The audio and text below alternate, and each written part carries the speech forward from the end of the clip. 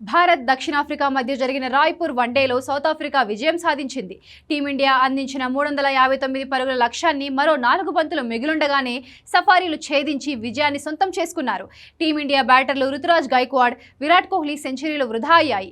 ఈ మ్యాచ్లో బ్యాటర్లు రాణించినప్పటికీ బౌలర్లు, ఫీల్డర్లు విఫలమవ్వడం టీమిండియా ఓటమికి ప్రధాన కారణాలుగా కనిపిస్తున్నాయి. రాయ్పూర్ వన్డేలో టీమిండియా ఫీల్డింగ్ విఫలమవ్వడమే ఓటమికి మెయిన్ రీజన్ అని చెప్పొచ్చు. బౌండరీ లైన్ వద్ద ఏడెన్ మార్కరన్ ఈజీ క్యాచ్ను ఎస్వి జైస్వాల్ డ్రాప్ చేశాడు. మార్కరన్ హాఫ్ సెంచరీ తర్వాత సిక్సర్కు ప్రయత్నించాడు. అయితే అది నేరుగా బౌండరీ వద్ద ఫీల్డింగ్ చేస్తున్న జైస్వాల్ చేతుల్లోకి వెళ్ళింది. కానీ ఆ క్యాచ్ను జైస్వాల్ వదిలేశాడు. ఆ సమయంలో మార్కరన్ స్కోర్ 53 పరుగులు కాగా మార్కరన్ కేవలం 88 బంతుల్లోనే సెంచరీ చేసి మ్యాచ్ విజయంలో కీలకంగా మారాడు. అలాగే వాతావరణంలో తేమ ఎక్కువగా ఉండడం కూడా టీమిండియా ఫీల్డింగ్ మిస్టేక్కు ఒక కారణమని చెప్పొచ్చు.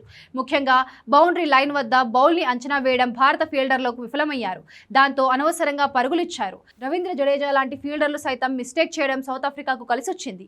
ఈ మ్యాచ్లో టీమిండియా బౌలర్లు కూడా తేలిపోయారు. ఆశుదీప్ సింగ్ మినహా మిగతా ఏ బౌలరు రాణించలేదు. ప్రసిద్ధ కృష్ణ అయితే ఏకంగా ఓవర్కి 10కి పైగా పరుగులు సమర్పించుకున్నాడు.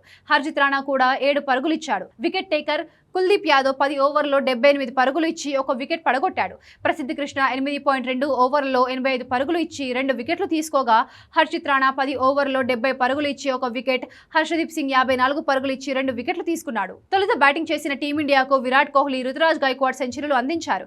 కోహ్లీ 102, గైక్వాడ్ 105 పరుగులు చేయగా కేఎల్ రాహుల్ 66 పరుగులు చేశాడు. దాంతో 50 ఓవర్లలో 5 వికెట్ల నష్టానికి 358 పరుగులు చేసింది. భారీ స్కోర్ టార్గెట్తో బరిలోకి దిగిన సౌత్ ఆఫ్రికా 49.2 ఓవర్లలో 362/6 పరుగులు చేసి విజయం సాధించింది.